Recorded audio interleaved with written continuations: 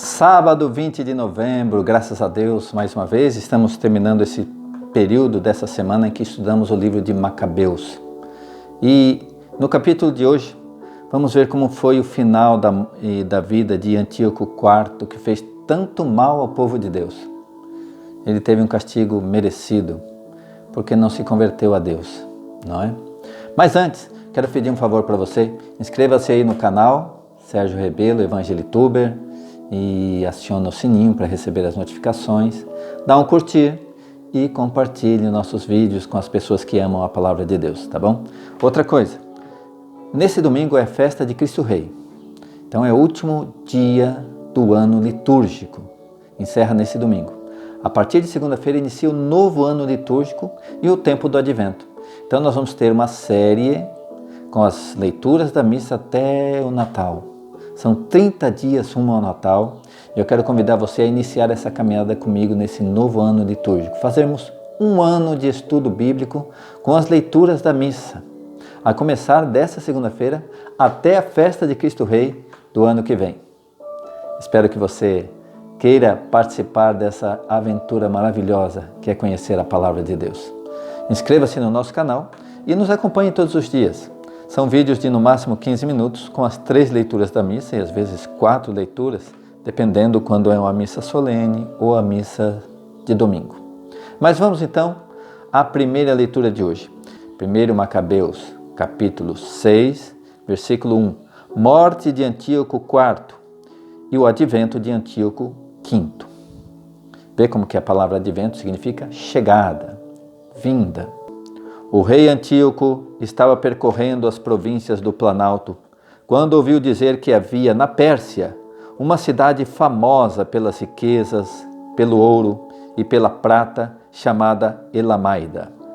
Diziam que o templo nessa cidade era muito rico, e nela havia cortinas de ouro, armaduras e escudos aí deixados por Alexandre, o macedônio, filho de Filipe, que havia reinado antes na Grécia.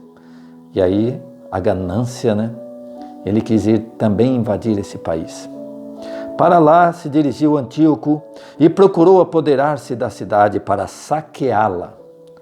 Mas não conseguiu, pois os habitantes de Elamaida haviam sabido de seu plano e opuseram-lhe resistência, enfrentando-o em combate. Sendo obrigado a bater em retirada, partiu muito contrariado, pretendendo voltar para a Babilônia. Ele estava ainda na Pérsia, quando vieram anunciar-lhe que tinham sido derrotadas as tropas enviadas contra a Judéia, que é o povo de Deus, e que Lísias, tendo logo rumado para lá com um poderoso exército, fora posto em fuga diante dos judeus. E estes se haviam reforçado com armas, os recursos e os despojos abundantes tomados dos exércitos que foram destroçando.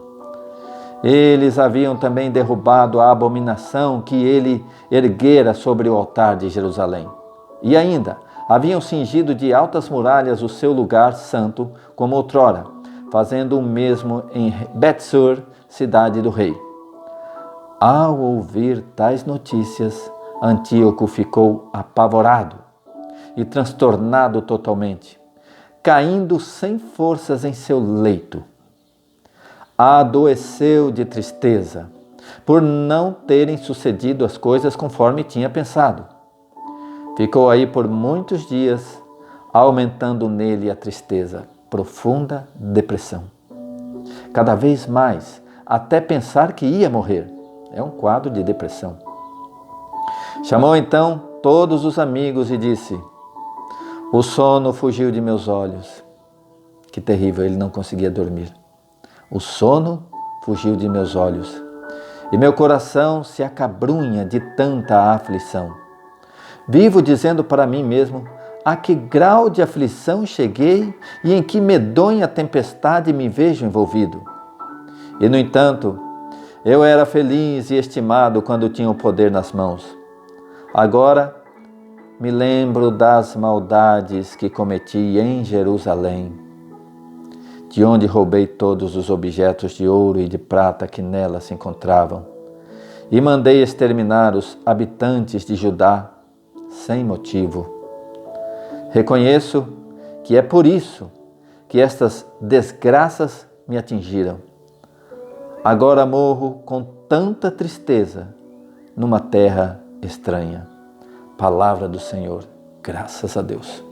Ele reconhece que foi o fato de ter mexido com a cidade de Deus, Jerusalém, com o povo de Deus, os judeus. Por causa disso que ele terminou a vida com tamanha infelicidade e tristeza. E aqui, em terra estranha, quer dizer que ele não era a terra dele, não era a terra que ele comandasse. Ele terminou a vida em terra estranha, deprimido e arrependido por ter invadido Jerusalém, despojado Jerusalém, ter profanado o altar. E agora ele reconheço que é por isso que essas desgraças me atingiram. Ele não reconhece aqui, mas nós sabemos que Deus estava protegendo os judeus. Quem mexe com o povo de Deus, mexe com Deus. E aí ele entrou numa luta inglória, uma luta que lhe acarretaria a derrota sem o saber.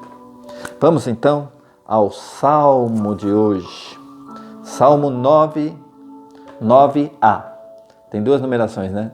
Salmo 9a. Mas por que as duas numerações são 9? Por que você não diz só 9? Porque esse capítulo 9, ele acaba, em outra tradução, sendo dividida em dois. Então, quando chega na metade desse Salmo 9, já se torna o capítulo 10, enquanto na primeira tradução continua 9 até o final. E a partir desse capítulo 9a, os salmos começam a ter duas numerações, né? Então, veja bem, aqui a partir do 10, vai ser o 10:9, depois 11:10, 12:11, e assim, consecutivamente, 13:12, e assim vai tendo duas numerações a partir do capítulo 9. Então, vamos lá, capítulo 9a, Salmo 9:9a, ou seja, é a primeira metade, antes de dividir para o capítulo 10. Então, o Senhor julga o mundo com justiça. Eu te louvarei, Senhor, de todo o meu coração. Proclamarei todas as tuas maravilhas. Eu me alegro e exultarei em ti. Cantarei salmos ao teu nome, ó Altíssimo. Quando meus inimigos retrocedem, eles perdem as forças e perecem diante de tua face.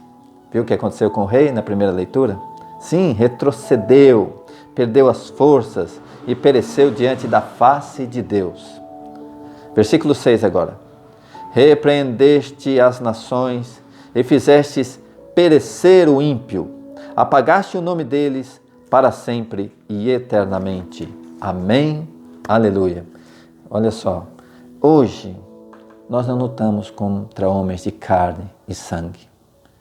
Hoje não é religião fazer guerras. Não existe guerra santa, porque água e óleo não se misturam, guerra e santidade não se misturam. Hoje o cristianismo não prega a guerra. O cristianismo é contra a guerra, seja ela qual for, porque são irmãos matando irmãos. E quantas desgraças no mundo depois que o ser humano inventou a tal da guerra. Hoje, o nosso inimigo é um inimigo espiritual.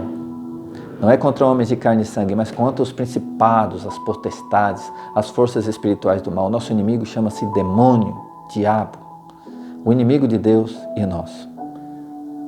Os outros seres humanos são todos meus irmãos. E aí, não matar é um dos principais mandamentos da lei de Deus. Vamos então agora ao Evangelho de hoje, Lucas 20, a ressurreição dos mortos. É uma questão que muitos judeus também não acreditavam, né? Eram os saduceus. Tinha uma seita dos saduceus que não aceitava a ideia de ressurreição trazida por Jesus. E aqui haverá uma discussão a respeito disso. Mas havia uma outra seita judaica que aceitava. E aí Jesus aparece, confirmando, sim, haverá uma ressurreição. Glória a Deus por isso. Anúncio do Evangelho de nosso Senhor Jesus Cristo, segundo São Lucas. Glória a vós, Senhor. Pelo sinal da Santa Cruz, livrai-nos Deus, nosso Senhor, dos nossos inimigos. Em nome do Pai, e do Filho, e do Espírito Santo. Amém. A ressurreição dos mortos. Lucas 20, 27. Aproximaram-se de Jesus alguns saduceus, os quais negam a ressurreição. E lhe perguntaram: Mestre, Moisés deixou-nos escrito: se alguém morrer estando casado, mas sem ter filhos, o irmão dele tome a mulher para suscitar uma descendência a seu irmão. Ora, havia 7 irmãos. O primeiro casou-se e morreu sem deixar filhos. Também o segundo e o terceiro casaram-se com a viúva, e assim os 7 morreram sem deixar filhos. No fim, morreu também a mulher. Na ressurreição, ela será esposa de qual deles, pois os 7 a tiveram por esposa? Jesus respondeu-lhes: os homens e as mulheres neste mundo casam-se e são dados em casamento. Mas os que forem julgados dignos de participar do mundo vindouro e da ressurreição dos mortos, não se casam, nem são dados em casamento. Com efeito, já não podem morrer, pois são iguais aos anjos. São filhos de Deus, porque pertencem à ressurreição. Que os mortos ressuscitam, também foi mostrado por Moisés. Aí Jesus vai à palavra, vai na Bíblia responder a eles. Também foi mostrado por Moisés, na passagem da sarça ardente, quando chama o Senhor de Deus de Abraão, Deus de Isaque e Deus de Jacó.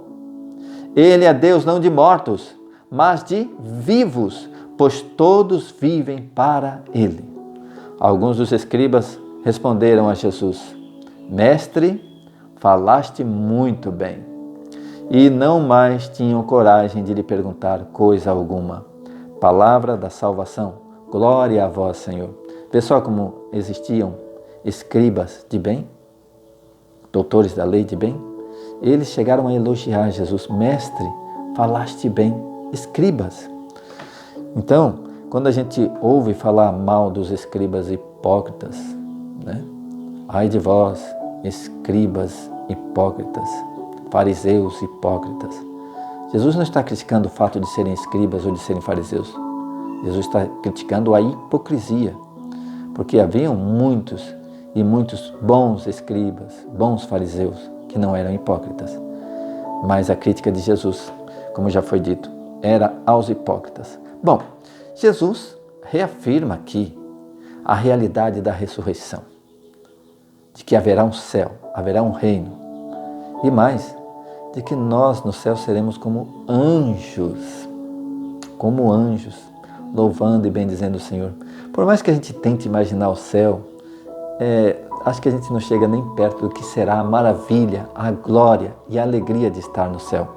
Como diz Jesus aqui, aqueles que tiverem assim a honra, que forem julgados dignos de participar do mundo vindouro.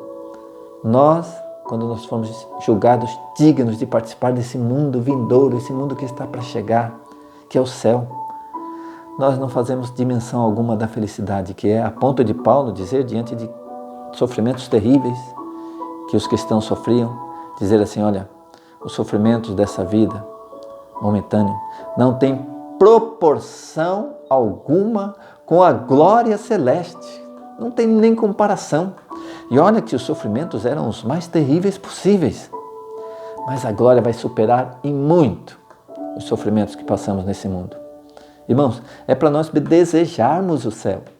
É para querermos o céu. Vem, Senhor Jesus. Maranatá, vem, Senhor. E aí nós vamos entrar no advento com uma palavra dessa, pedindo ao Senhor um novo advento, a volta de Jesus. Então, vamos nos preparar nesse Natal para o advento, para a chegada do menino Jesus e para a chegada do reino dos céus, do reino vindouro, do qual, queira Deus, todos nós sejamos considerados dignos. Amém? Estivemos reunidos aqui nesse vídeo e nesse sábado, em nome do Pai, e do Filho, e do Espírito Santo. Amém!